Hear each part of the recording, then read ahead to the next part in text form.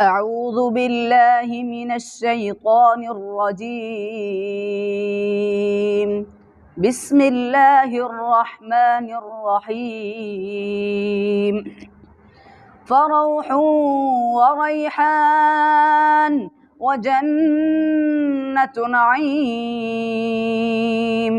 وأما إن كان من أصحاب اليمين فسلام لك من أصحاب اليمين.